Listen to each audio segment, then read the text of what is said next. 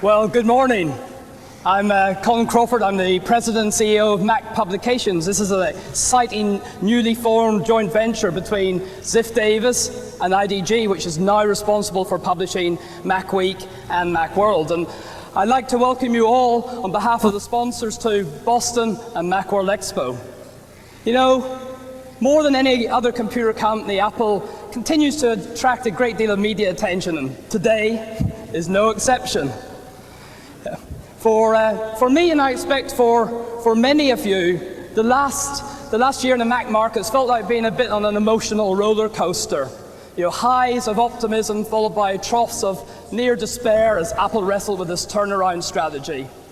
Jubilation as Apple improved and rationalized its product line and made progress with its OS strategies. And then concern as negotiations with the licensees appeared to stall. But for all the followers of the Apple market, nearly every possible solution,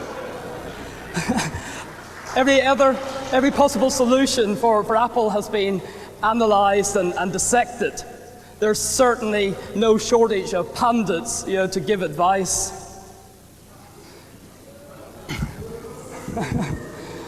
Gil Amelio, Apple's former CEO, once remarked to me his frustration with the media coverage.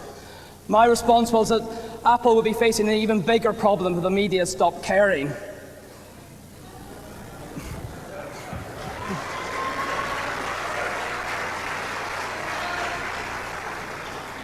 Despite all the issues and problems of the past couple of years, the passion and loyalty remain. People want the Apple Macintosh market to be successful and return to a state of sustained profitability and growth. Today, I'm going to spare you my solutions for Apple, though having been in this market for over a decade, I've certainly some strong views. It's much more important that we all hear a vision for the Macintosh platform from Apple and other senior executives in the industry.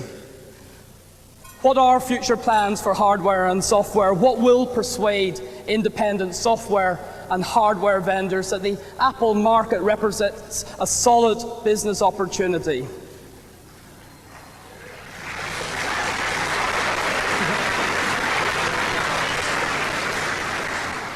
I want to leave Macworld Expo at the end of the week with evidence that the Macintosh platform is still one of the most exciting segments of the computer industry.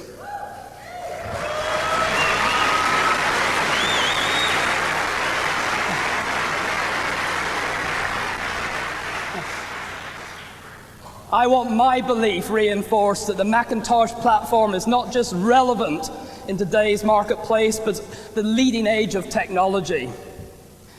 And to start us off in the right direction is an individual who really needs little introduction.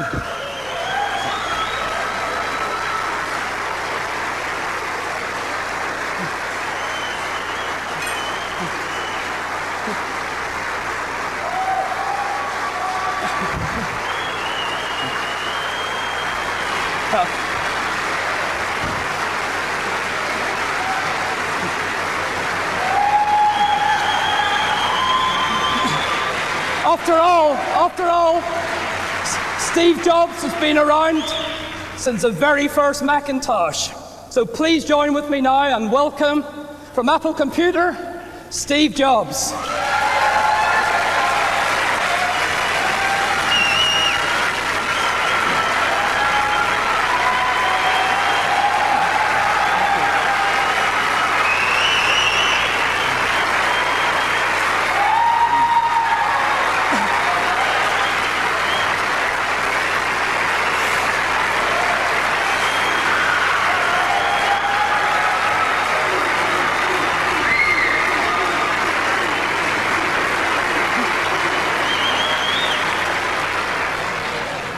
Thank you very much for that warm welcome.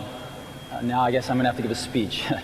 I came today to give you a status report on what's going on and to try to fill you in on some of the steps we're taking to get Apple healthy again.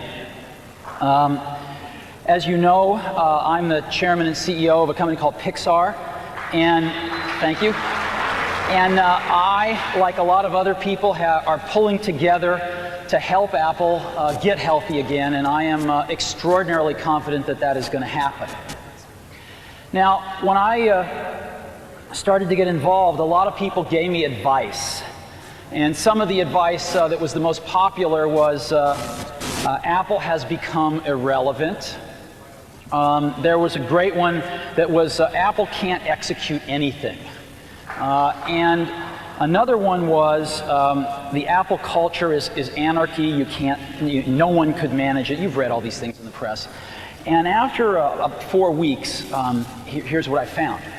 Quite the opposite of these things, actually. Apple's not as relevant as it used to be everywhere, but in some incredibly important market segments, it's extraordinarily relevant. And I want to share some of that with you today. Apple is executing wonderfully on many of the wrong things. The ability of the organization to execute is really high, though. I mean, I've met some extraordinary people at Apple. There's a lot of great people at Apple. They're doing some of the wrong things because the plan has been wrong. And lastly, what I found is rather than anarchy, I found people that can't wait to fall into line behind a good strategy.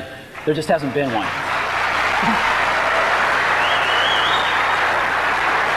So,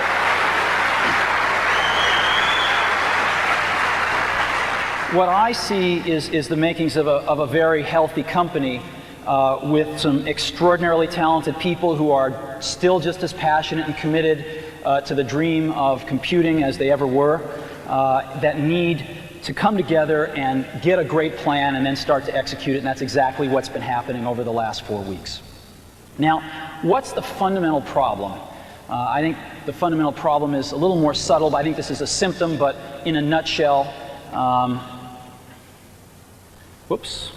excuse me. In a nutshell, that's it. Right? Apple's sales in 1995 were 11.1 billion.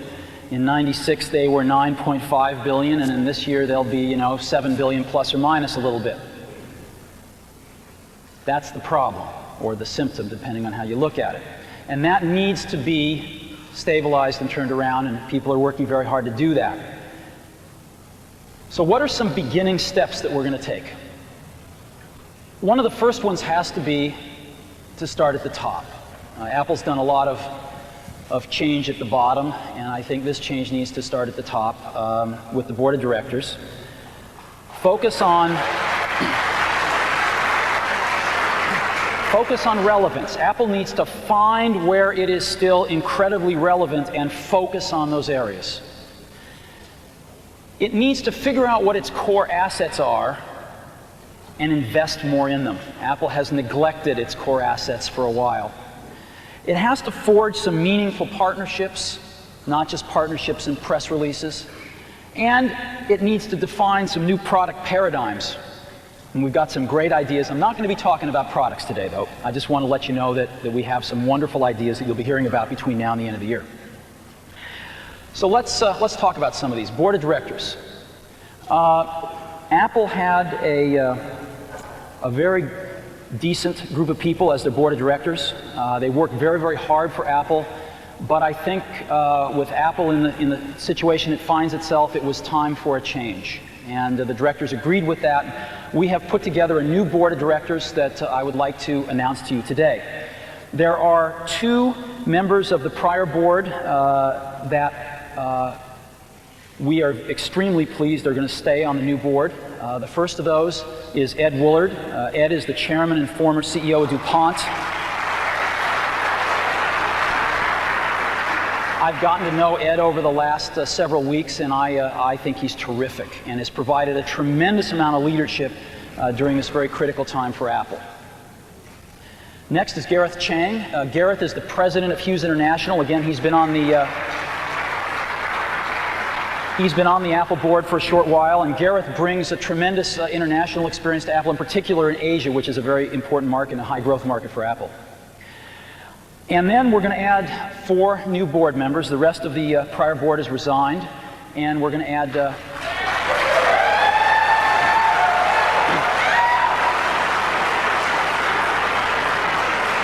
We're going to add 4 new board members to carry the company forward. The first is Larry Ellison, CEO of Oracle.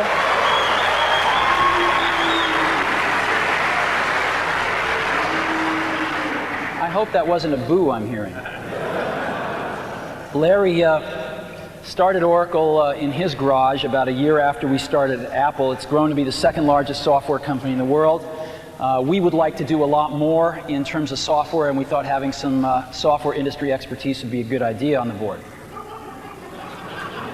Second board member, Jerry York, former CFO of IBM and Chrysler.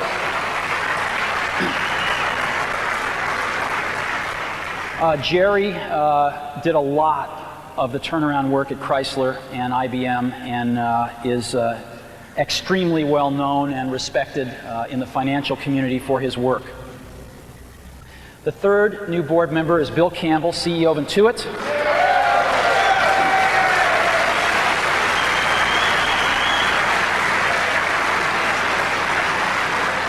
Bill, in addition to being CEO of Intuit, was formerly the Vice President of Sales and Marketing for Apple during some of its heyday, and also ran Claris, and is very familiar with some of the successes and some of the failures that Apple has had, and I think he'll be an extremely good board member. And lastly, I am joining the board as well.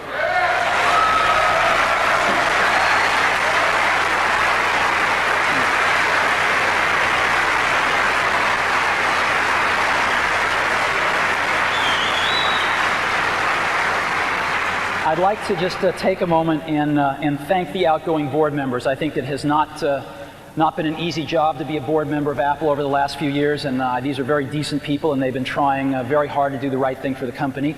And to welcome our new board members, I think we have a really exciting task ahead of us to help the management team and guide Apple back to health and to prosperity. And so I hope you'll agree that this is a pretty sweeping change. We're adding a tremendous amount of industry expertise. We are not naming a chairman at this time. We're going to wait until we have a new CEO and sort things out when that happens at that time.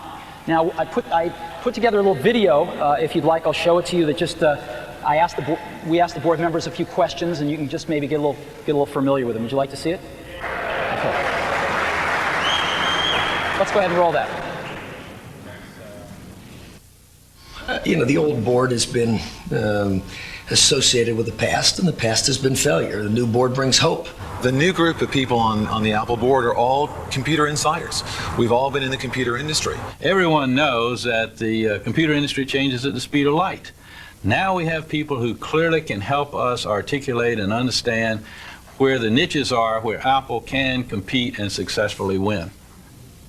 So a lot of times we try to focus on ourselves, re-engineer ourselves internally, and we forgot sometimes who pays the bills. It's the customer out there pays the bills. One of the things that bothered me years ago was when they raised prices. I thought that was it made me think that Apple didn't understand the outside world. I think Apple needs to worry less about competing with Microsoft and worry more about doing things that are different. That's back to innovation. It's back to creativity. It's back to vision. No one's really going to believe Apple can be successful until we get the revenues and the costs back in line, and that means we got to start growing the revenues again. Companies have to look at everything they're doing and determine what are core competencies, what are the core parts of the business. In a sense, Apple is trying to do too many different things. We need to focus on a handful of things and do them really, really well. Well, I was on the Citicorp board in 1991. The price of the stock was $9 a share, and there was many negative articles being written about Citicorp was going bankrupt. The price today is $130.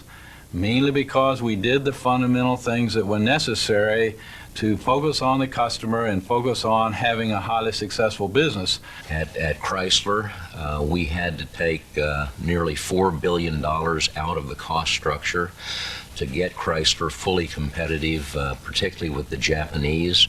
I've seen this at DuPont, I've seen it at IBM, I've seen it at Citicorp. The success starts to generate additional success. Well, the confidence has to start with a clear vision. What are we trying to accomplish? What are we trying to do? You take that vision down to a strategy.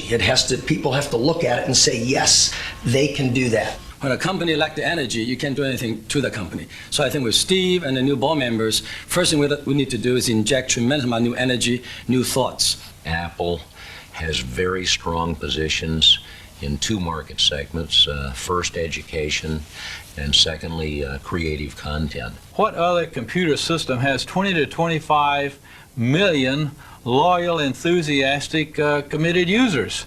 Just building on that base, recapturing their dedication and strength because we're bringing out great products. Whenever you have a strong position in a market segment, you can capitalize on that. You know, Apple's the only lifestyle brand in the computer industry. It's the only company that people feel passionate about. You know, my company, Oracle, it's a huge company. IBM's a huge company. Microsoft's a huge company. But no one has incredible emotions associated with our companies. Only Apple is really a lifestyle brand. And companies can spend billions of dollars to build a brand. Apple does not have to do that. It's already been done. The important thing is to build products that are wonderful and, or as Steve would say, insanely great. And it's time to start building insanely great products. The biggest thing you can do is go out and buy a Mac. Do I use a Mac? Absolutely, I use a Mac. I have 3 of them in my home. I've been using a Mac since 1984, and I'm not about to stop. I probably own every single machine that Apple had ever produced, and I can tell you, no one can change me in terms of personally what machine I will use. It's gotta be a Mac.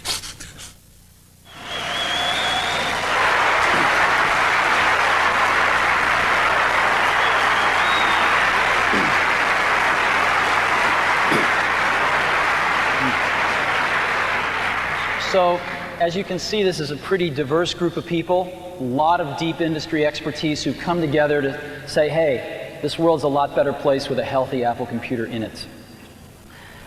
Okay, next, market focus. Yeah, I can't get anyone to tell me the definitive market share number for Apple, but it's around 7% from all I can gather.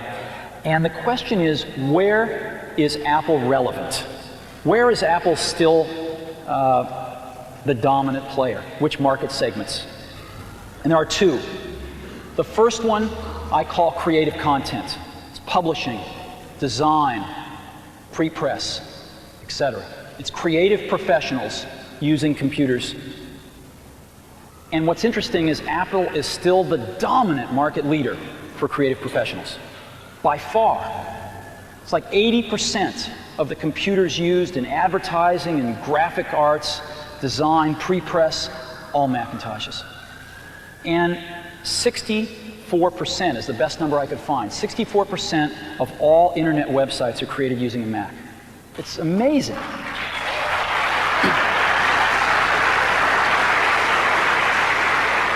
But we haven't been doing a good enough job here. As an example, there is something like 10 to 15% of Mac sales which can be traced directly back to people using Adobe Photoshop as their power app, right? When was the last time you saw Adobe and Apple co-marketing Photoshop? You know, when was the last time we went to Adobe and said, how do we make a computer that'll run Photoshop faster? These things haven't been as cohesive as they should have been, and I think we're going to start proactively focusing much more on how we do these things.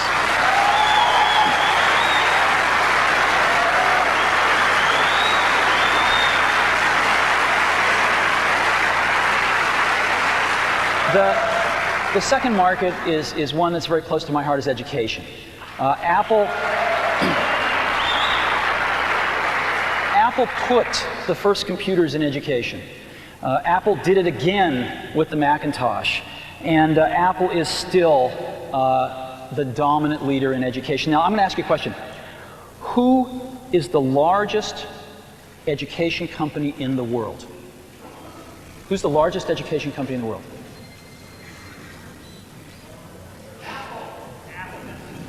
Yeah, the answer is Apple. Apple is the single largest education supplier in the world. Okay, supplier to education in the world. Single largest education company in the world. Now, I've asked 100 people at Apple this, and only 2 have thought of Apple. It's incredible the position Apple still has in education. 60% of all computers in education are Apple's. 64% of computers teachers use are Apple's. It's a $2 to $2.5 billion business for Apple every year. What an incredible foundation to build off of. What an incredible legacy to build off of. And so you're going to see Apple proactively focusing much more on these two markets where it is very relevant, and both of these markets are growing over at 20% a year. Now, Apple's share is shrinking in these markets slowly, but I think you're going to see that stabilize and turn around, and you're going to see Apple grow with these markets because it's going to do a much better job of focusing where its relevance is and where its legacies lie.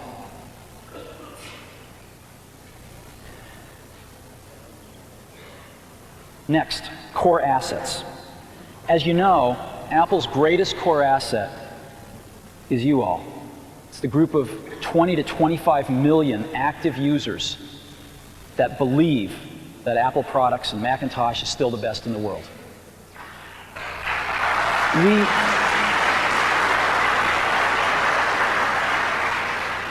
I don't think we've been doing a good enough job taking care of you. Have you called I've called the support lines myself.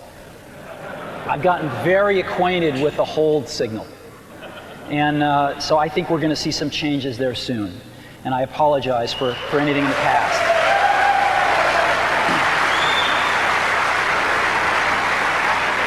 But what I want to do right now is get a little more analytical. And I want to say, sort of from a more analytical standpoint, what are Apple's core assets? And there's two of them that I've been able to uncover. The first one is the brand itself, and the second is the Mac OS. Now, the brand, if you asked, what are the 5 greatest brands in the world?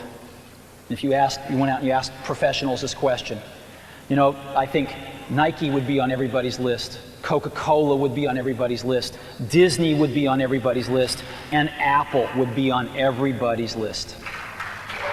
We have one of the world's greatest brands, and we haven't paid much attention to it in the last several years, and I think you're going to see that start to change. And now I want to focus on the Mac OS. The Mac OS is an incredibly core asset to Apple, and we've been walking all over it. Most people think that we're about to abandon the Mac OS. Most people think that, Macintosh OS 8, which we just released, was codenamed Tempo, as you know, right? So we just released Tempo. Most people think our next release next year, which is codenamed Allegro, will come out, but then our next release will be Requiem. And it's crazy. It's absolutely crazy. The Mac OS is still the best thing in the world. It is still the best thing in the world. There are over 20 million active users. The number's a little closer to 25 million. There are thousands of developers, and there's $1.5 billion software industry built around this thing. This is one of the core assets of the company. And we are going to invest a lot more in it because we think it is an incredible asset and it has yet to really be fully exploited. Apple is about the Mac OS. We're going to be doing other things because we're creative people. But at the core, Apple is about the Mac OS. And all of the fears that I've heard of people that we're abandoning it are absolutely not true. Our latest release, Mac OS 8, I've got some really good news for you. We released this thing 2 weeks ago, and we have already sold 1.2 million copies.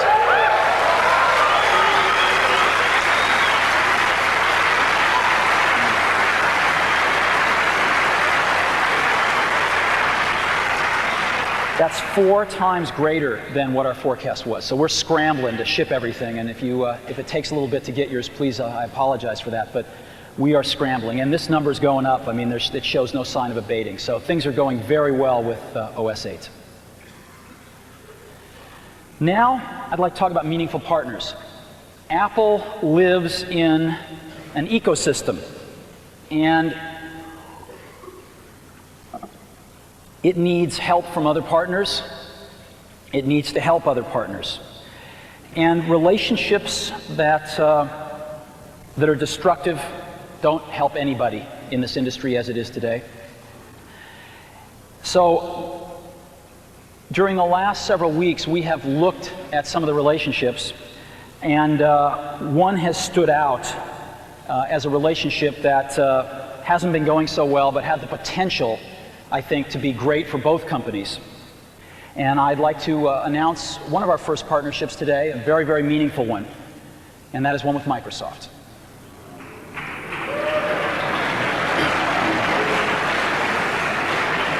I'd like to take you through this. The discussions actually began because there were some patent disputes. And rather than, I know, rather than repeating history, I'm extremely proud of both companies that they have resolved these differences in a very, very professional way. And this has led, I think, to an overall relationship that we're announcing today that's got several parts to it, and we're extremely excited about. First part of it is a patent settlement and cross-license. The two companies have reached a full cross-license for all patents that exist and for patents that are filed within the next 5 years, and it has been a very serious patent settlement. The second part of this is Microsoft is committing to release Microsoft Office on Macintosh for the next 5 years.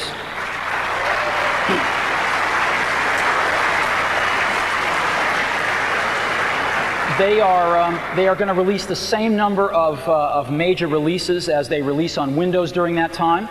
Their first release is they're going to target to have it out near the end of the year. It might slip a few months into next year, but they're working real hard on it, and it looks very, very good. Next, we have taken a look at browsers out there, and Apple has decided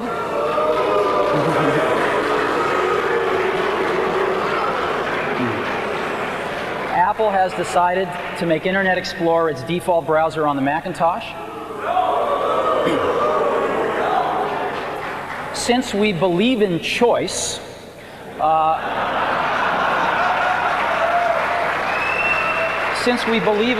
we're going to be shipping other Internet browsers as well on the Macintosh, and the user can, of course, change their default should they choose to. But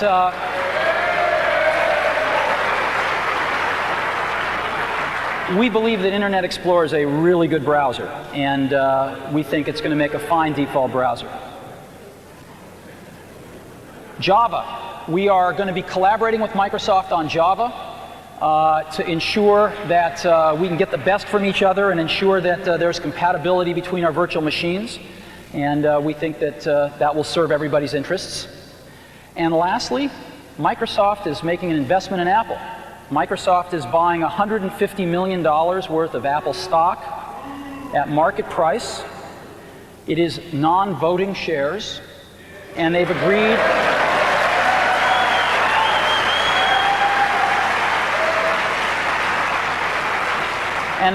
not to sell them for at least 3 years.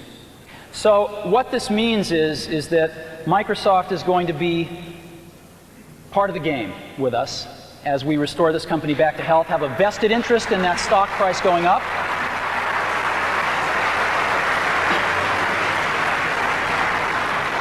We're going to be working together on Microsoft Office, on Internet Explorer, on Java, and I think that it's going to lead to a very healthy relationship. So it's a package announcement today. We're very, very happy about it. We're very, very excited about it. And I happen to have a special guest with me today via satellite downlink. And if we could get him up on the stage right now.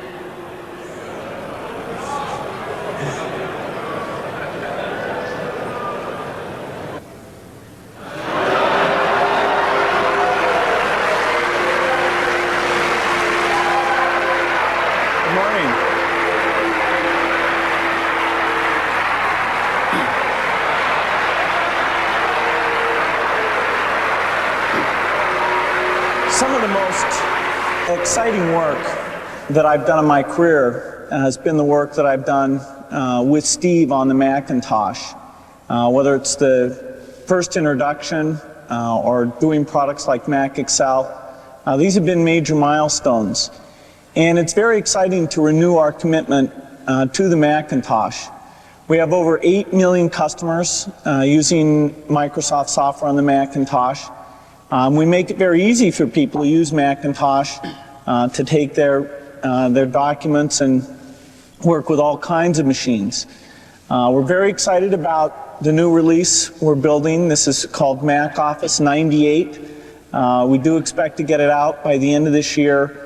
And we've got some real exciting features. It's a product that's going to require no setup. It's going to be an easy transition from people in the past. And I think it's going to really set a new benchmark for doing a good job with performance and exploiting unique Mac features. In many ways, it's more advanced than what we've done on the Windows platform. We're also excited about Internet Explorer, and we've got a very dedicated team that's down in California that works on that product. And the code is really specially developed for the Macintosh. It's not just a port of what we've done in the Windows environment. And so we're pleased to be supporting Apple. We think Apple makes a huge contribution to the computer industry.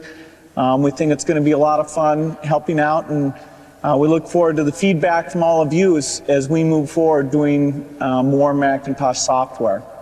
Thanks.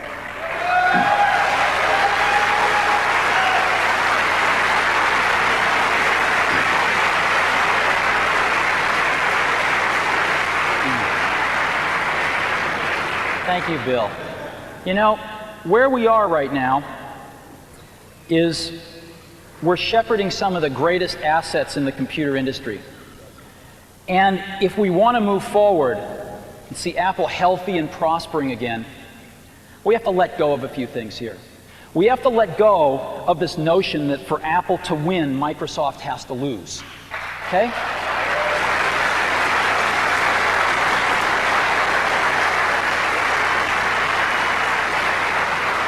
We have to embrace a notion that for Apple to win, Apple has to do a really good job. And if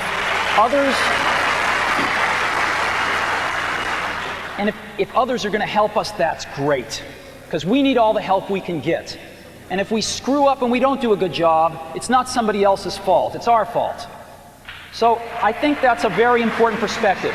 I think if we want Microsoft Office on the Mac, we better treat the company that puts it out with a little bit of gratitude. We'd like their software. So the era of setting this up as a competition between Apple and Microsoft is over as far as I'm concerned. This is about getting Apple healthy, and this is about Apple being able to make incredibly great contributions to the industry to get healthy and prosper again.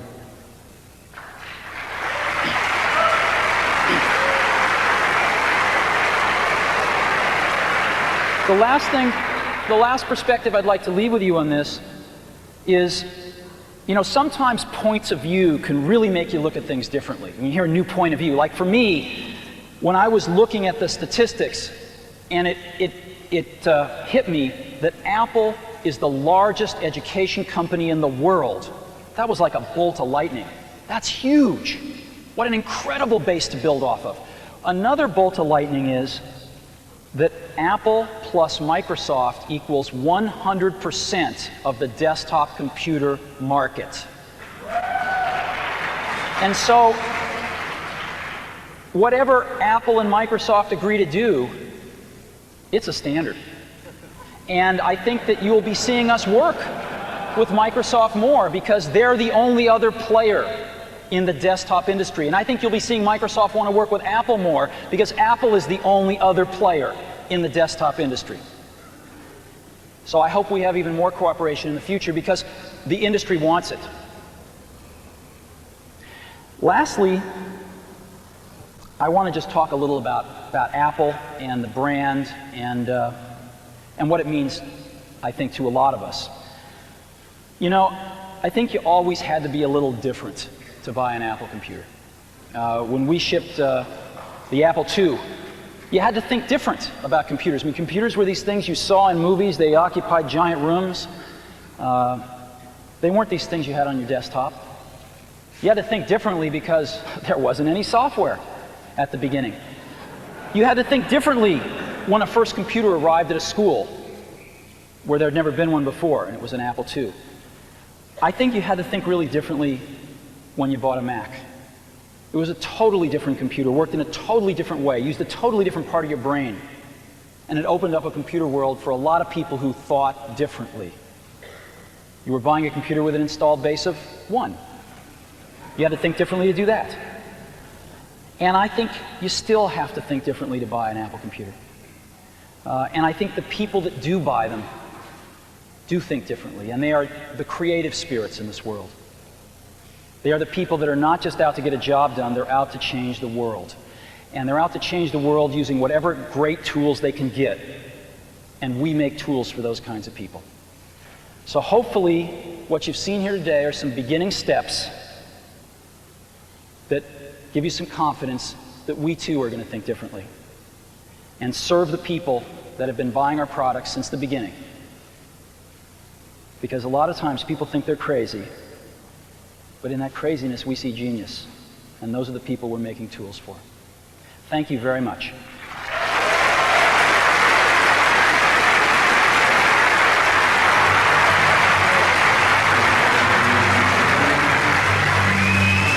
With the golden sunshine and my dreams were fading on the heart unstruck with my voice. Come through the music, would you hold me near as I pull your words a hand down? The thoughts are broken, perhaps they're left unsung. I don't know, don't really care. Let there be songs to fill the air.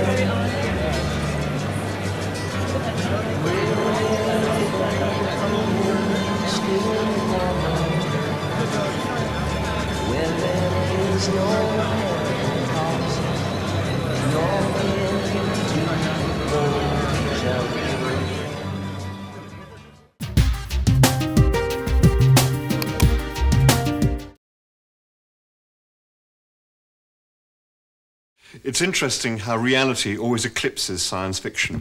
For instance, in 1979, I wrote a story about a kind of electronic book. It was a kind of travel companion, guide, galactic encyclopedia, all wrapped up into one. And it had lots and lots of tiny little buttons and a tiny little screen and contained millions of pages of information. So how did you actually use it? Well, I hadn't actually thought that out properly, so in the end, I just thought, what the heck, and put the words "Don't Panic" on the cover. Fortunately, I now have a much clearer picture of what a notebook-sized computer should and shouldn't be.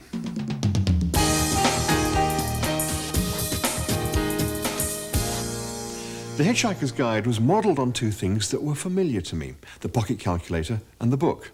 Now, when personal computers came along, they too, or at least the good ones, were modelled on something familiar, the desk. Why? Well, that's where people traditionally worked. Seasonal temperatures, we should reach our normal high of about 82 degrees by this afternoon. Now, there are a lot of wonderful things you can do with a desktop computer. But not everybody works at a desk all the time. There's a whole world out there, things to do, people to see, and work that simply can't take place at a desk. So what are we supposed to do? Leave the computer behind? Take a different computer? Wouldn't it be great if we could just take the same one? Wouldn't that be fabulous?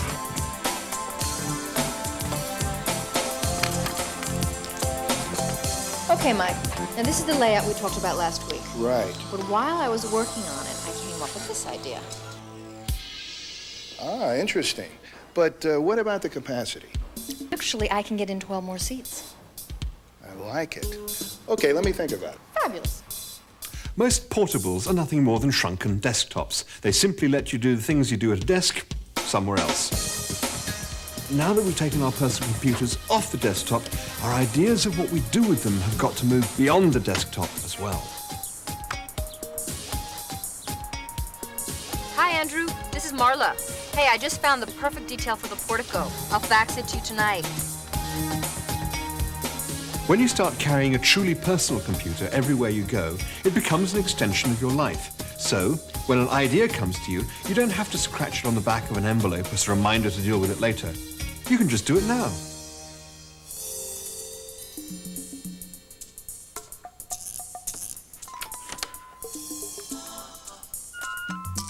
Hi, Marla. This is Gerald. You probably don't remember me, but Marla, hi, it's Mike. Hey, I know you're in Boston tomorrow, but is there any way you can fax me those new layouts tonight? Thanks.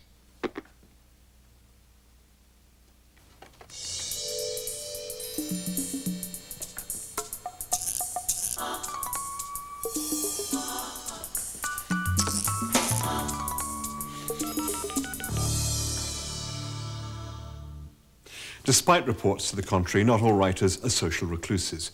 I've had the good fortune to work with some amazing people all around the world. And with a PowerBook, it's remarkably easy to stay in touch.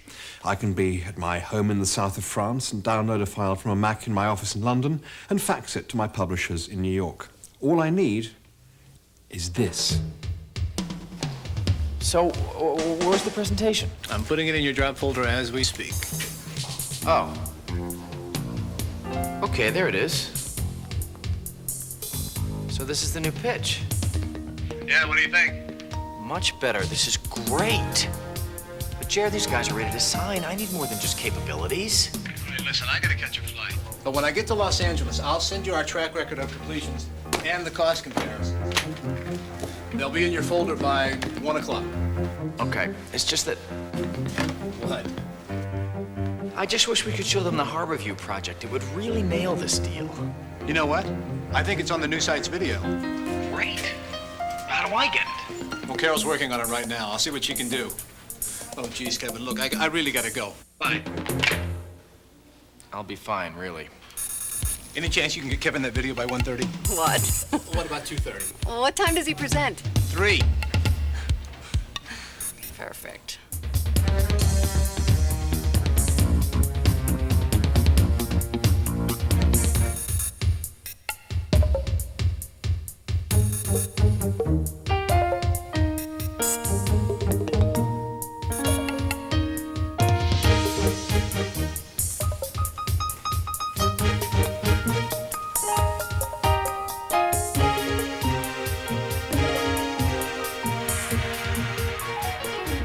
Carol? Kevin, hi, it's ready. Did you get Jerry's charts? Got him. Good. The video clip is on the media server. Great. Kevin. Yeah. Break both legs. Thank you, Carol. Bye.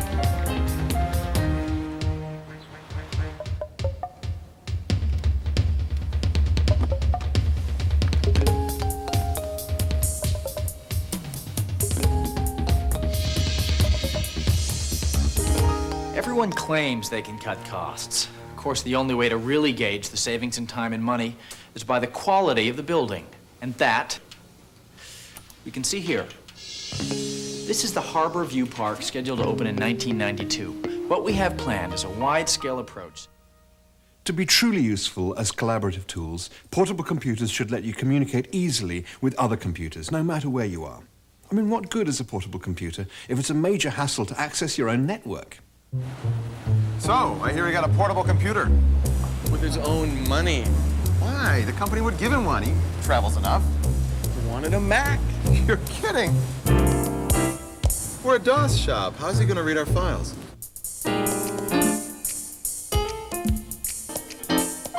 He can't tap into the network, right? No way. He can't access the mainframe or the database. Or the printers. So, what's he gonna work on? His resume?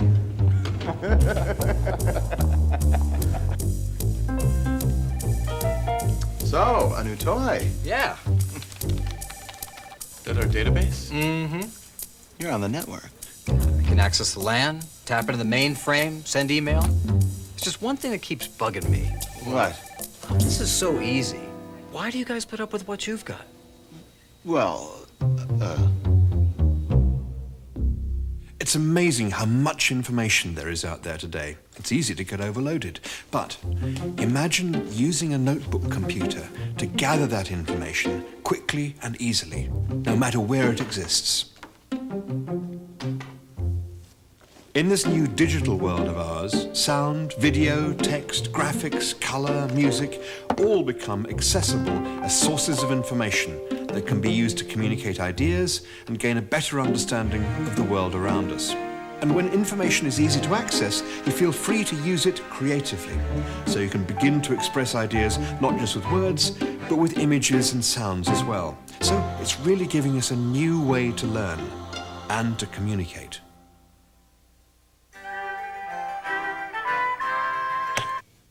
I'm sorry.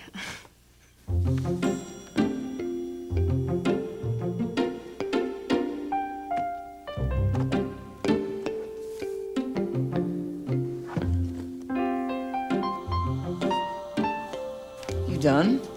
No, I just thought I'd find a shady tree somewhere and finish writing. Sure beats spending Saturday here. Or Sunday.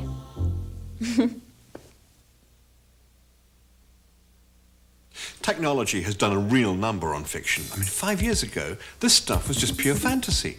Now my first book has been published on one, and I'm writing my next book on one. But perhaps the most intriguing thing is that everything we've just seen isn't science fiction. This is all happening right now. People are doing it all around us. So I guess you could say that these little mobile assistants really have changed the way we work and live, letting us create lifestyles that are more personal and more enjoyable. Makes me wonder what kind of incredible stuff we're going to have in our hands just a few years from now. I think fiction is going to have a hard time keeping up.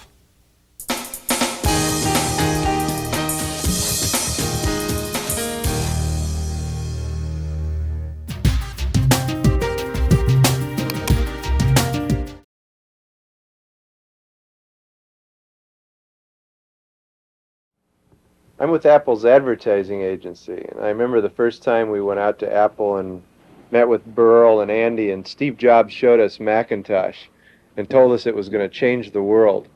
They really believed they had built this special machine and wanted some pretty special advertising to introduce it to the world. They didn't just want a television commercial or an ad. They wanted something that would create an event, a happening. They wanted the whole world to know that Macintosh had been born. So we did this commercial. You may have seen it. It ran on the Super Bowl. That was January 22nd, 1984. Today we celebrate the first glorious anniversary of the information purification directives. We have created, for the first time in all history, a garden of pure ideology, where each worker may bloom, secure from the pests, obeying contradictory thoughts. Our unification of thoughts is more powerful a weapon than any fleet or army on earth. We are one people, with one will, one resolve, one cause. Our enemies shall talk themselves to death, and we will bury them with their own confusion. We shall prevail. On January 24th, Apple Computer will introduce Macintosh. And you'll see why 1984 won't be like 1984.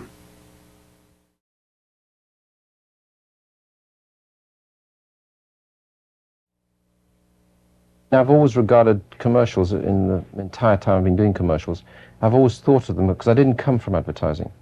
I came from BBC. So I've always come into commercial advertising and looked at each commercial as a film, right? As a little filmlet. Always have done, and I always will do, I guess. Okay, too late to change now. But I looked at it from a point of view. The first idea was dealing with the look of the thing. And instead of doing a contemporary, absolutely contemporary idea of future, I thought it was more interesting to look back at, I think it was done in the 40s, Alexander Korda's Shape of Things to Come, right? And I thought that, to me, if you take those interiors which are slightly decadent looking, even though with all their gloss and all their kind of what was then marvelous architecture and now looks archaic as architecture. I thought that was an interesting look. Oh, well, what was your reaction when you first saw the board? The board, I thought one of two things. One of two things. I thought, my God, they're mad, because this is terrific from a filmic point of view, and I know exactly how to do a kind of pastiche on what 1984 may be in dramatic terms rather than factual terms, right? And so I thought it was such a dramatic idea that it would either be totally successful or would all get put in state pen. Were there bits of things that you'd done in Alien that found their way into 84? Yeah. Because in Alien, the whole process of Alien on the Nostromo, the spaceship, the ship itself, not the alien ship, it became a sculptural problem as to how do you make those corridors look businesslike and real. And so what we did very simply, finally, is in frustration, we bought 3 aircraft and dismantled them. And those 3 big jet bombers actually were then assembled in the corridors in a sculptural process, and that's why it looked very businesslike. Yes. Now, those 2 big blank walls at the back of the main auditorium in 1984, we hauled in those huge 747 engines and just hung them on the wall. And they looked like, what did they look like? I don't know, they looked like ducts. Air conditioning ducts. Yes. Yeah, right. Some kind of industrial something or other. Yeah. So that is, to me, what I call good dramatic bullshit. Did you have any thoughts on the girl that, as you looked at the board, what sort of person that would be? Let's start there and work back to the... Yeah, no, as you remember, one of the main problems was actually, funny enough, finding a girl who could throw a hammer and look businesslike. And so that immediately narrowed down the field, apart from the fact she had to look great. It narrowed down the field, I think, almost immediately to athletes, because we went through the whole process of having, models come in and actresses come in. Those Hyde Park days of... The Hyde Park days of casting, which was actually very pleasant. But we finally narrowed it down to actually seeing athletes, discus throwers, hammer throwers. And she really was, I think, out of everybody we saw, was really the only one. Who looked right and could handle herself. How about the skinheads? One of their trademarks seems to be, it's like a combination of almost like a punk look. For some reason or other, they all seem to walk around with shaved heads. And so we organized one of these rather frightening casting sessions where there were about 300 or 400 youths. And I was surprised how elderly some of them were with these. I thought it was tended to be a kind of youth movement, but it's not at all. I think we had 3 generations of Absolutely, yeah. And we chose 150 skinheads out of that group. How about Big Brother? Big Brother, at first, well, when we got into the process of where would the speech come from, right? Because the speech wasn't really written up. Correct. Yeah. And I think it worked out very well. It's a great speech. Where did it come from? Steve Hayden, manufactured that. Yeah. It's terrific. And because what we discussed at that point is why not have up the image of Karl Marx, which I guess is what 1984 is vaguely focusing on. Sure. And so that was the first idea. So the brief to the casting director was just that. And so the notion at that stage was to get somebody with pale, I think Marx had pale red hair, didn't he? Yes. Faded red hair and a little goatee beard. I thought of going to that extent, but then when I actually saw the guy who came in, he was enough. He's interesting enough. He was given manic enough performance. If you'd have had to double the budget on this one, what would you have done differently? Triple the budget?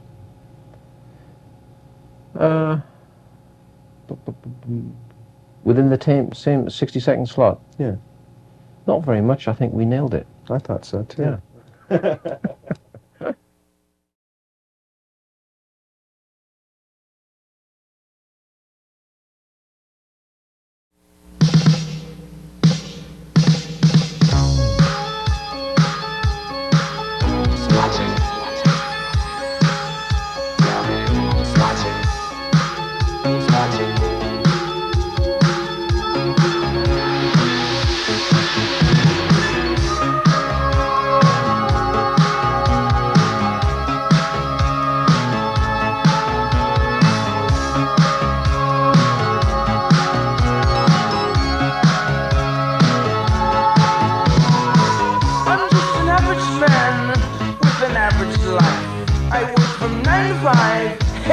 I pay the price. All I want is to be left alone in my average home. But why do I always feel like I'm in the twilight zone? And I always feel like somebody's watching me, and I have no privacy. Oh, I always feel like somebody's watching me. Tell me, is it just a dream? When I come home at night, I break the door real tight. People call me on the phone, I'm trying to avoid. Well, if the people on TV see me, what am I? Just paranoid.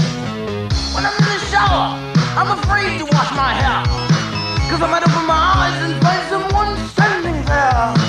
People say I'm crazy, just a little touch, but maybe showers remind me of psycho doom. That's why I always feel like somebody's watching me, and I have no privacy. Oh, I always feel like somebody's watching me. Who's playing tricks on me?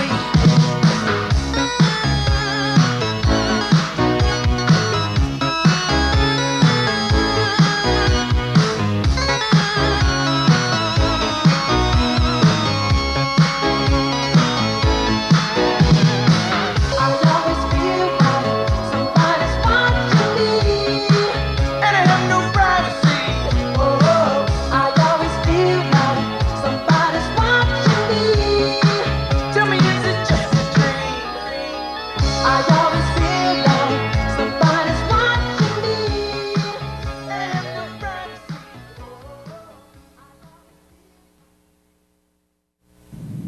Today we celebrate the first glorious anniversary of the Information Purification Directives.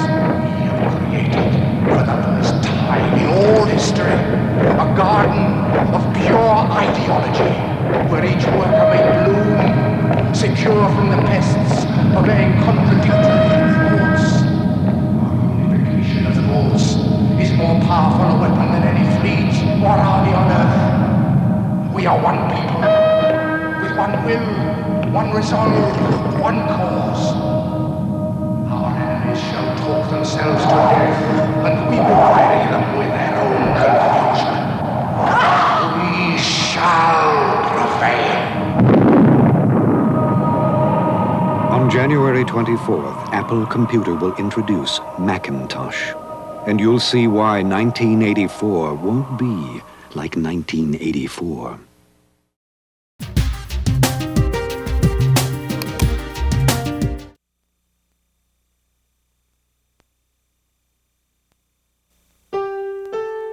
He seemed rather upset. He said, no, I've got an MS-DOS machine at home. I'd much more prefer to keep with the MS-DOS type computer. And I said, no, Jim, once you get a Macintosh and work with it for one day, I said, you'll see that you want the Macintosh. And that's happened. The first time I turned on the machine was a real eye-opener to me because it was so simple the way the thing worked. You could just look at the screen, and even without any instruction, you could basically understand how to do it. You realize, that you're doing the same thing on the Mac that you were doing by doing star, copy to blah, blah, blah, blah, blah. You do it instead with your finger and a little pointer and a click of the mouse and a pull down of the menu. All you do is take this little mouse, which is a little device connected to the machine, and you point it, and the cursor basically moves around the screen to what you want. When that realization finally gets through to that user, I imagine they go, They look at the trash can, for instance. The first time you throw something in the trash can, people just laugh. I mean, it happens over and over again. They think that's the greatest thing. If you want to throw something away, you just pull it down into the trash can. One simply grabs it with a mouse, drags it to the trash can. And it goes away. That's right. That's it. I think the supreme compliment is the fact that I don't have to worry about that stuff. How do I copy a file, and how do I move it from here to there? And those things are just not the issue with the Mac because they're so easy. It's very intuitive. I can manage my hard disk. I can keep track of where things are because of the way this desktop is designed. I could begin word processing immediately. I didn't have to go into a whole series of trying to learn how to do it. In fact, I was turning out reports the same day I started using the Macintosh. If you sit down for a couple hours, take the book and go at it step by step, you can learn it in those couple hours. You know, once you learn all the commands, it applies to almost every program that they have. You can move very easily between a word processing program to a spreadsheet program to a database program with a very short learning curve. With a Macintosh, the machine doesn't control you, I control it. I had 4 of them wired up and singing Stand By Me a cappella. That was real good.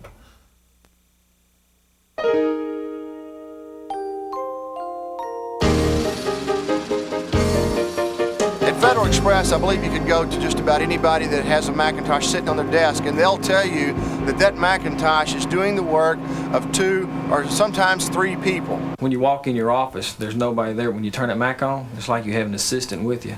And the assistant doesn't say anything, it just works for you. You can put a brand new person down with a brand new Macintosh, and in 1 week's time, he's productive on it. It doesn't take a lot of training. It doesn't take a lot of programming skills. Leanne will write me a memo. I'll be able to respond right from my desk without a phone call interruption. I can answer her message whenever I want to while I'm working on a report and a memo while I'm in my mainframe. You could be working in a graphics program and quite easily flip over to a word processing program, import or export information from a database, or even go to a mainframe application and gather information and go back to your original document all within the same screen by just clicking the mouse.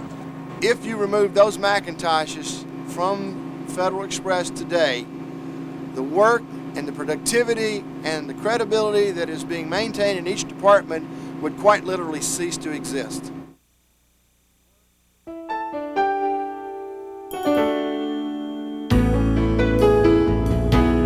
Blue Cross of California is the largest health insurer in the state of California, and of course what we do is we provide individuals, groups, and businesses with a variety of highly tailored health insurance plans. In most companies, the Macs come in the back door and funnel up, but here at Blue Cross, it's been the opposite situation. They've actually been mandated to be the standard by a very high level of the company. Once they started coming in, people around there saw how those who were using Macintoshes were solving their business problems. And they wanted one for their desk. Many of the newer applications in the MS-DOS area, the ones that we're most interested in, the power applications, can't run on the bulk of our equipment without very expensive modification or having to buy new equipment. In fact, we're finding that more and more often is the case. And yet with the Macintosh, clear across the range, I can go ahead and use the same software applications all the way from the Mac SE, which is our low-end machine, all the way up to the new 2CX, which is our new standard high-end machine. And that's simply not true in the MS-DOS world, and I think it could potentially be a problem within OS/2 itself.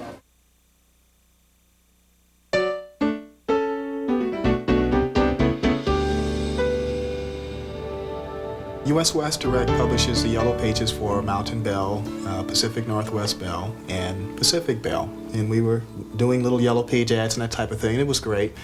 But I quickly realized that I could do a lot more with it than draw ads. And that's really where it kind of took off. At that point, my regional vice president came down and saw what I was doing and said, well, this is great. It just kept going on, and she says, well, can you do this for the whole office maybe? I said, sure, why not? And then this came completely out of the blue. It was suggested that we might want to use this program to track sales for all of US West Direct.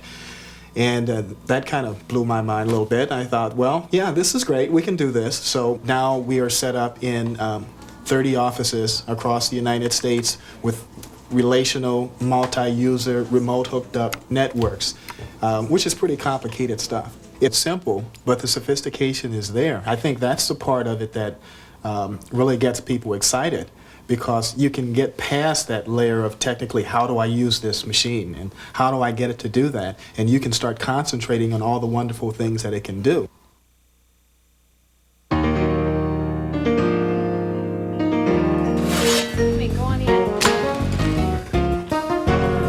Pizza Hut is the largest pizza chain in the world. Our sales volume puts us third in the food service industry, just behind McDonald's and Burger King. In MIS, we like to keep things very simple. And that means we've got one computer platform. By doing that, maintenance is easy, training is easy, this is all there is. However, sometimes there's an overwhelming reason to get another computer platform, and that happened on the Macintosh. We had people that would not touch a computer. When we got the Mac in, those people got into that computer, and within a day, they were using it, and they weren't afraid of it any longer. One of the driving factors that has put the Macintosh in the forefront is the ability to use electronic mail. We put Microsoft Mail on the system, and I simply send a message over to some coworker and say, can you give me this information? At their convenience, they respond to it. At their convenience, they send me the response back. By the end of the day, I have my answer. Literally, hours are saved every day because we have that email system. You have faster communications, you have better quality preparation of data, of graphs, you can do analysis, you can do beautiful charts and graphs if you need them. What it does is gives you a sense that you're going to be able to act. At some point, and it's almost magical when you see it happen, these people are sitting there working away and it becomes second nature. The mouse is there, the keyboard is there, but they've taken the machine, it's become part of them. It is no longer an adversary, it is simply a support tool that they can use. And at that point, the Macintosh is doing what it's supposed to do.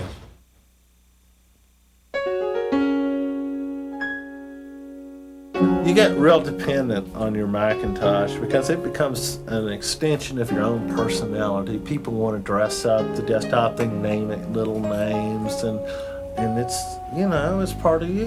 Now, I look at the machine as just a part of what I am. It's a part of what I do every day. As a matter of fact, I couldn't imagine not using the machine trying to get any work done because I use it for so many different things. It's like being a child again, when you go ahead and find the new things that you can do with this machine to go ahead and make your own work more effective, more productive, and more professional. So I'm still able to do my job, I'm just able to do it easier and faster without the frustrations that I felt before. There have been instances where, because of realignments, a person's assigned to a new area. And unfortunately, when they get there, they no longer have the Mac on their desk, they've got an IBM. It's a big problem. If somebody tried to take this away from me, I'd cut off their arm, I think. Nobody gives them up willingly.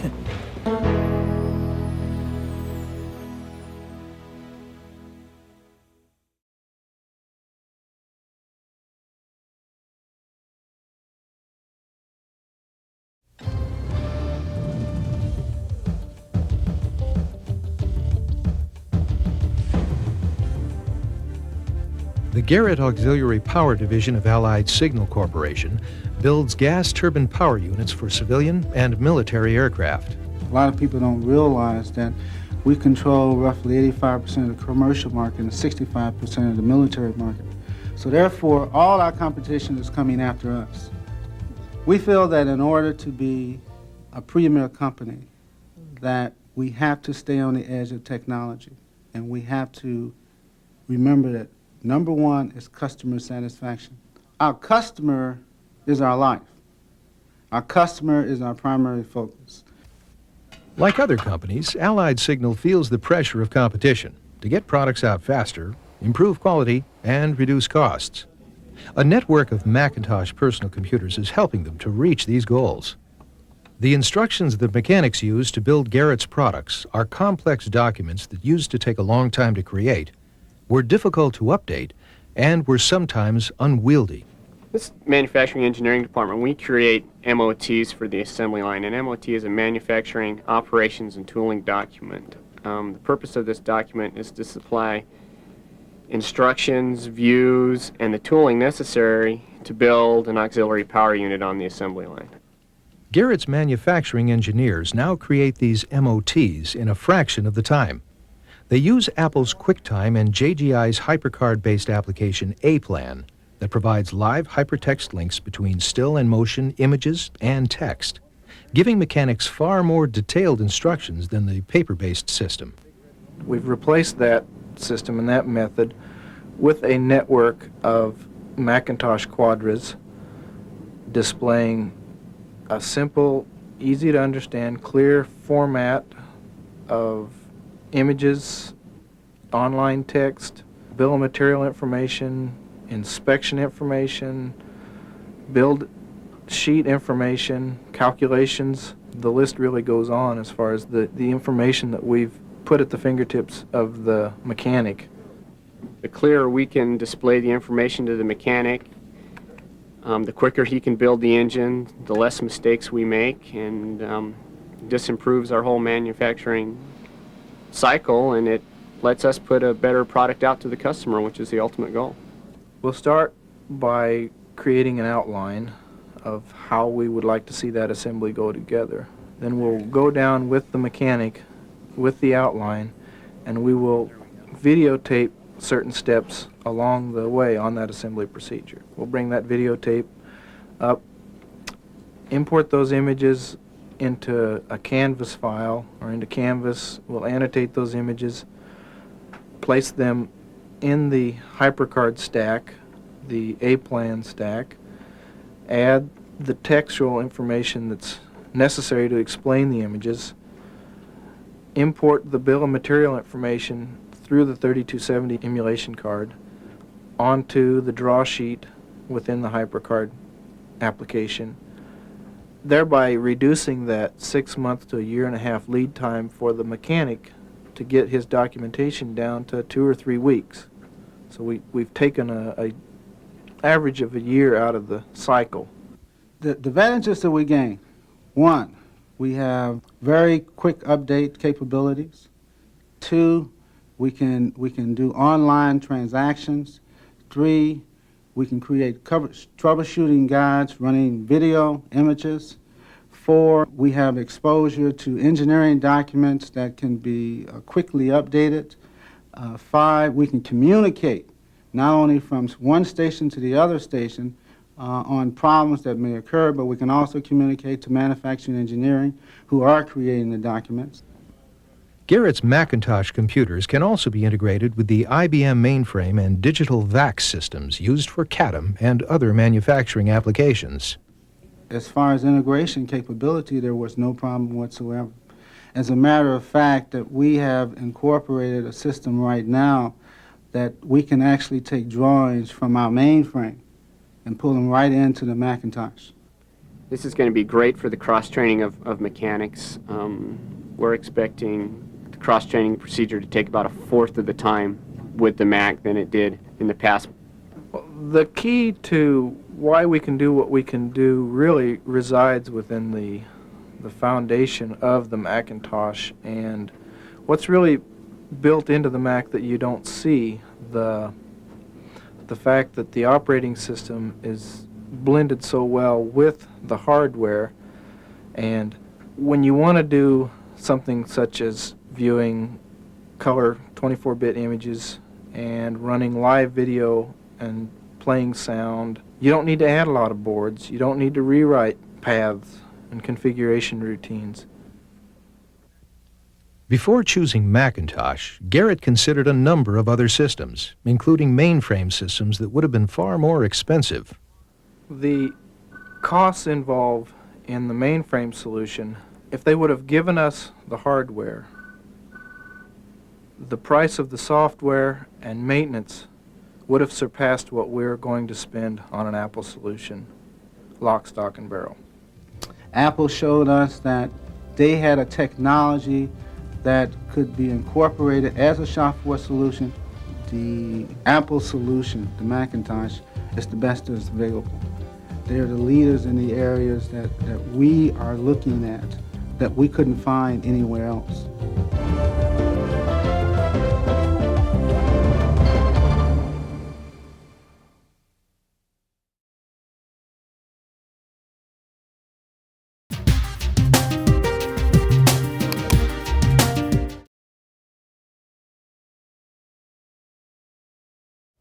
After 6 months of intensive hard work with literally hundreds of people from IBM, Apple, and Motorola, we can finally say today that we are teed up and ready to go. And because we are so dedicated, we know that this alliance has the legs, the stamina, the motivation to go the distance. We're witnessing the convergence of business interests and discovering new synergy between rivals. Rivals who are pooling expertise and creating formidable new teams to tackle the challenges of the 21st century. We believe that companies like Apple and IBM can build on our individual strengths as individual and separately owned companies, but still work closely together at the pre-competitive level to build foundation technologies. For IBM, the scope of this alliance is truly unprecedented.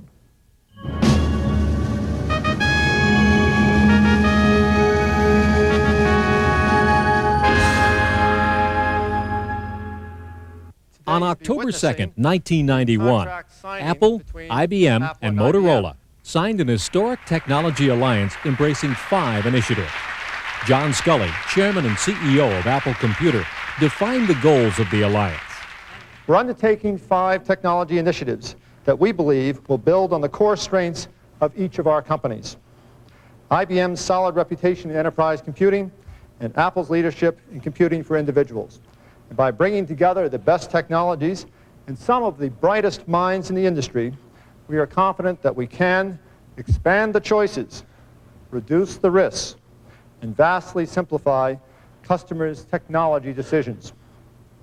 Now, our customers will have more confidence than in the past that their technology choices for today will also be wise choices for tomorrow, because IBM and Apple are defining platform technologies which will help our respective products to coexist now and in the future. This alliance extends both companies' overall strategies. For IBM, it expands their leadership in semiconductor technology and in providing total system solutions. And for Apple, it marks the second phase in our strategy to bring Macintosh into the mainstream and become a bigger player in the computer industry. So overall, this alliance demonstrates both companies' commitment to cooperate and our courage to compete.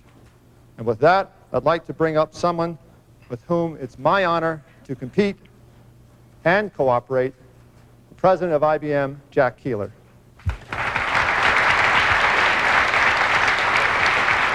Thank you, partner.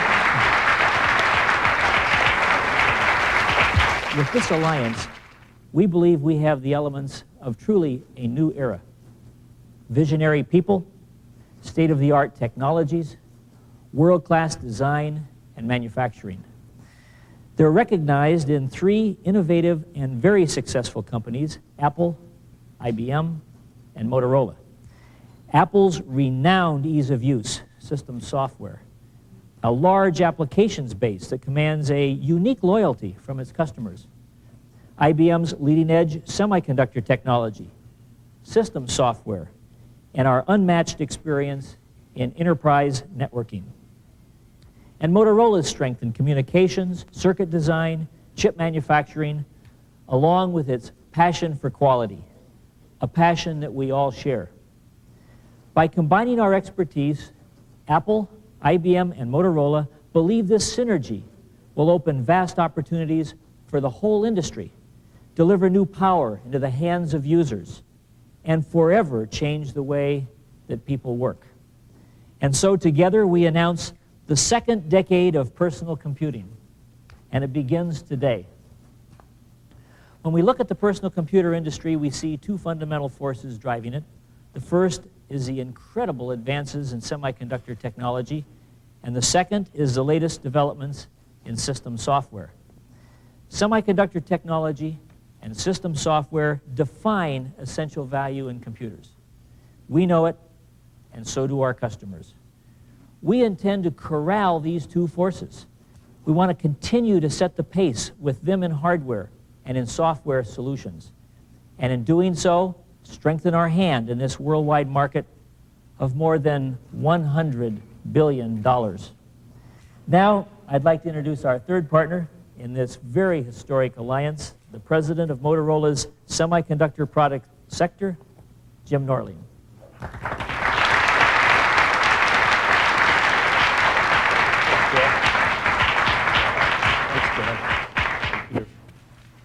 Jack, as you noted earlier, there's 2 fundamental forces that are driving the personal computer industry: semiconductor technology and system software. Capitalizing on the amazing advances in chip technology, Apple, IBM, and Motorola will combine their world-class design and manufacturing talents to create a powerful new family of RISC engines called PowerPC. Motorola's role will be to co-design, manufacture, and market the PowerPC family worldwide. In other words, we will co-create a new industry-wide computing platform based on PowerPC RISC. We've already established the framework for our joint design facility. IBM and Motorola are assembling a team of 300 of our best designers. We have an expansive roadmap and an aggressive timeline. Moreover, the three companies intend to form a new industry organization to promote PowerPC to other manufacturers, software developers, and end users. We at Motorola believe the PowerPC microprocessor will prove to be an industry milestone. It will lay the foundation for the next generation of computing. Unprecedented performance combined with an affordable price in advanced open systems. As you know, IBM is a worldwide leader in semiconductor technology, and we've demonstrated that time and time again. For this alliance, we will take the powerhouse performance of IBM's RISC architecture, and we will introduce a new engine for the second decade in personal computers and in workstations. And that work is an outstanding technical achievement by any measure. And with the PowerPC family of microprocessors, we will encourage IBM's RISC technology as an industry platform. We've been making a lot of big decisions on the future of Apple during the last 6 months, and choosing the right RISC platform for future Macintoshes was one of the most important. That's because Macintosh is and will remain our core business into the next decade. And we needed a RISC platform to match the extraordinary new system software capabilities we planned for Macintosh in the future. We looked no further when the PowerPC architecture was proposed. We're convinced this will be the best microprocessor architecture and technology for the 1990s and beyond. The PowerPC is also at the hardware foundation of the second initiative that we're announcing today, an important open computing platform called PowerOpen. To discuss this, I'm going to bring on stage now two executives from IBM and Apple who were instrumental in putting this alliance together and who now have key responsibilities for carrying it out. Michael Spindler, Apple's President and Chief Operating Officer, and Jim Canavino, IBM's General Manager, Personal Systems. PowerOpen is a Unix-based strategy, but attempting to move Unix from the back end to the front end. The wisdom for Unix is that it is a rich and capable systems environment, but difficult to use unless you really have systems capabilities.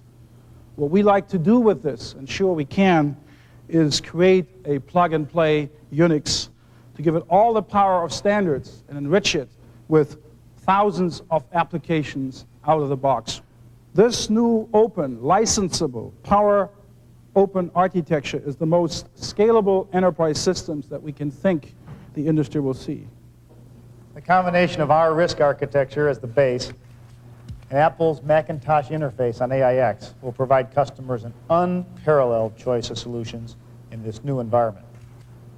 Customers will work in that environment on the most comprehensive, easiest to use Unix ever. And they'll be able to choose from the broadest set of applications available for any open systems platform.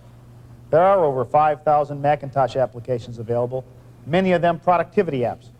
And AIX has more than 4,000 key applications, including many best-of-breed engineering and scientific programs. Since we will license elements of this platform to others, it also creates an attractive opportunity for software developers who are writing Macintosh and AIX applications.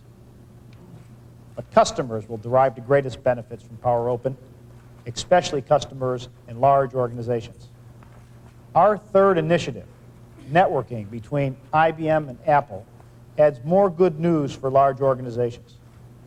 The global nature of business competition, the explosive growth of personal computers, and the advances in communications technology have combined to make networking a real wave of the future. Today's customers want to share information more than ever before.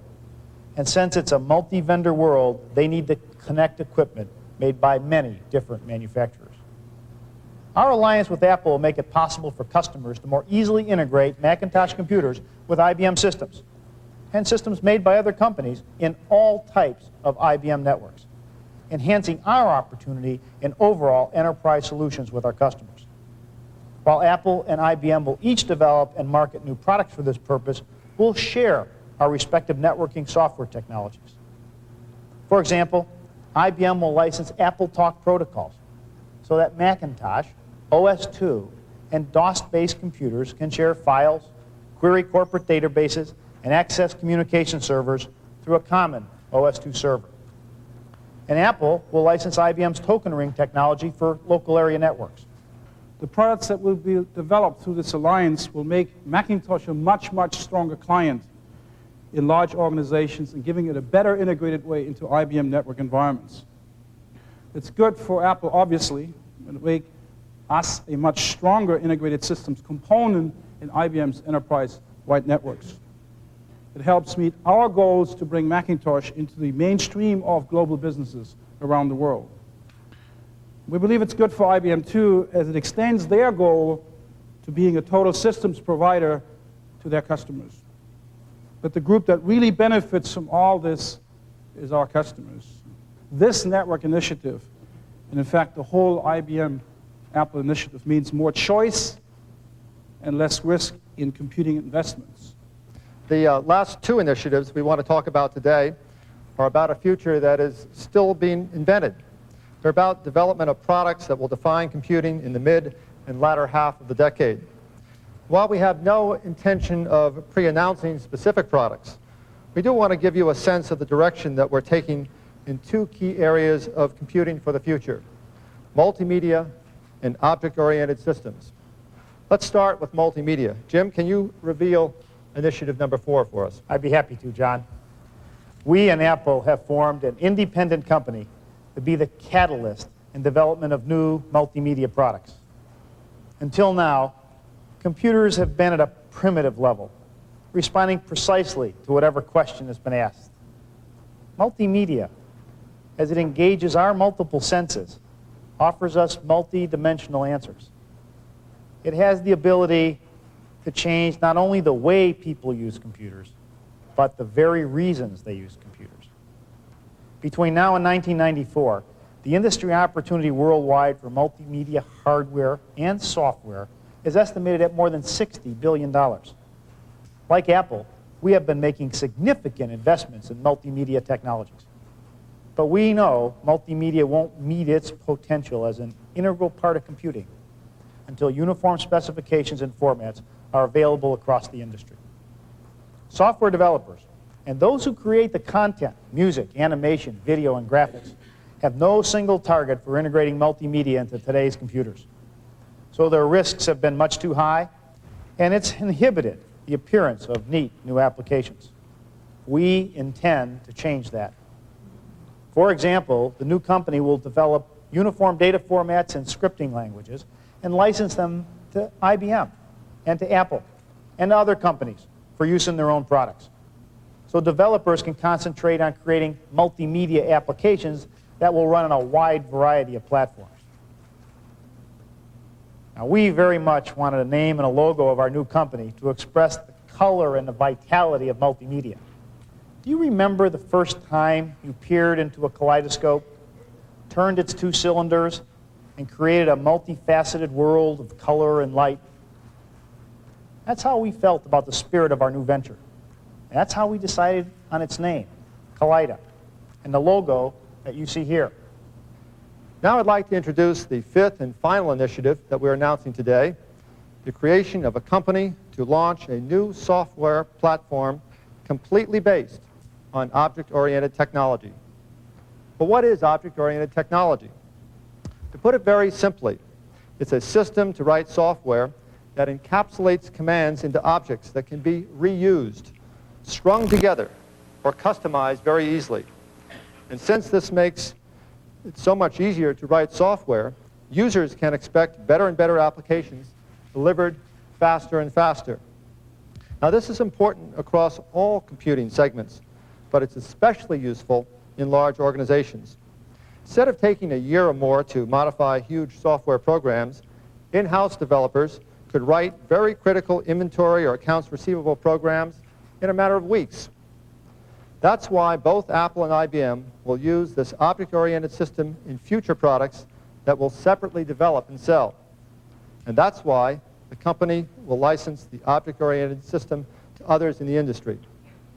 We expect products based on this environment to hit the market in the mid-decade, but we will start showing elements of the new system to developers on a non-disclosure basis by the end of this year. There's been a lot of talk about the joint venture since July 3rd, when Apple and IBM announced the letter of intent to establish this alliance. Since that time, the company has been referred to as just that, the company. I think it's time we gave this company a name, don't you? We wanted something that would be very memorable, something that would be approachable, something that would have meaning to the people who would be part of this new company, something that would describe both the talented people and intelligent systems that will comprise this new venture. And so it's my pleasure to introduce a new company that we expect will make its mark on computing history, Taligent. The distinction you made about Taligent as a pure object environment is very important when we talk about benefits. Yes, object technology is here, and it's already being used in limited ways by layering it over existing operating systems to help speed up the process of building application software.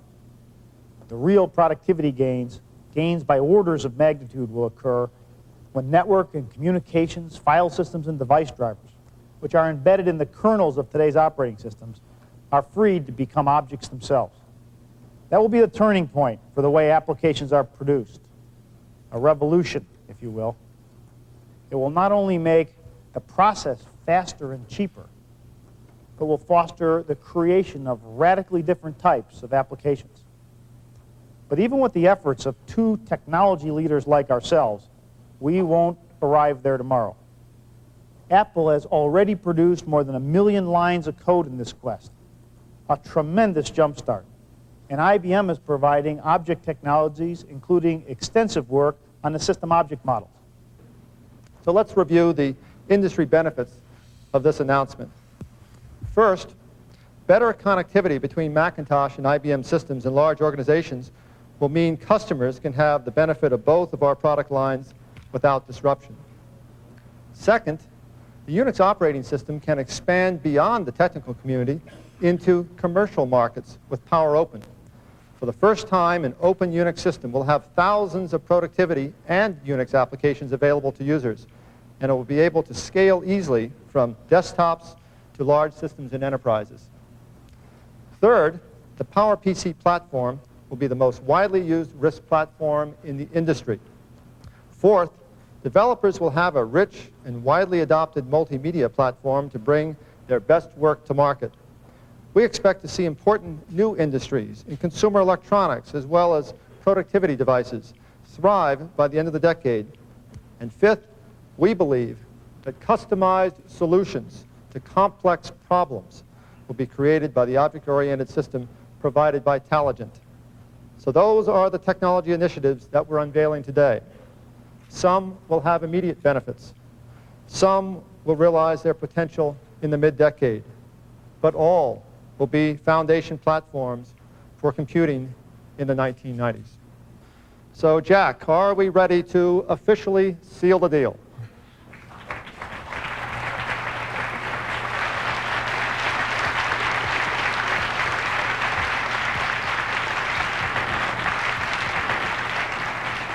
I'm going to have to get a more impressive signature to keep up with that.